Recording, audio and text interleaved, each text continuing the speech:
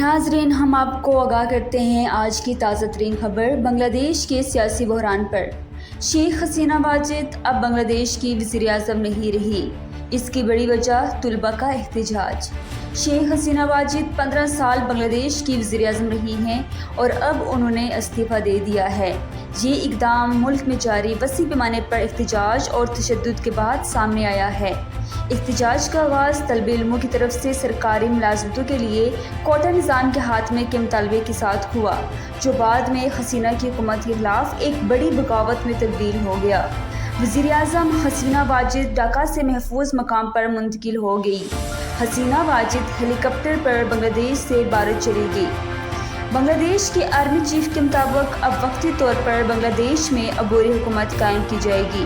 बांग्लादेश की अवाम सड़कों पर जश्न मना रही हैं, मगर उनका गम और गुस्सा थमा नहीं।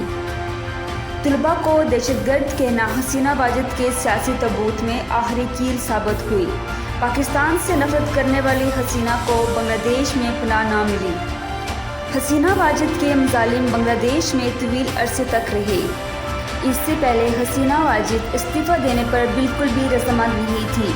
वो तुलबा तहरीक को कुचलना चाहती थी और कानून नाफिज करने वाले अदारों को सख्त से सख्त कार्रवाई के अहकाम जारी कर रही थी और मुल्क भर में कर्फ्यू लगा दिया था। और इस तशद्दुद में 300 अफराद हलाक और बहुत सारे ज़ख्मी भी हुए।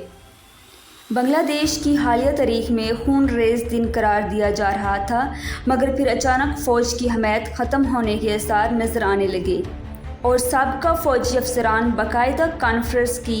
उन्होंने मुतालबा किया कि वो अवाम पर क्रैक डाउन से ग्रेज़ करें, जिस पर बांग्लादेश के जनरल वक़ार ज़मान ने कहा कि फ़ौज हमेशा अवाम के साथ खड़ी रही है और अब भी रहेगी।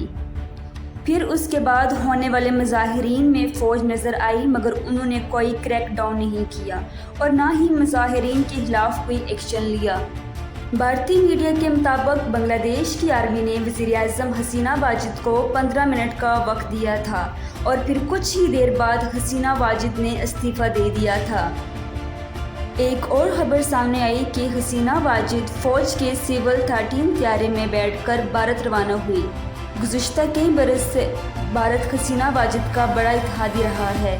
हसीना वाजिद ने अपने दौरे इक़्तिदार में बांग्लादेश में भारत मुखालिफ अक्सरियत पसंद ग्रुप्स के खिलाफ कार्रवाइयाँ की, जिससे इन्हें मज़ीद भारत की हिमायत हासिल थी।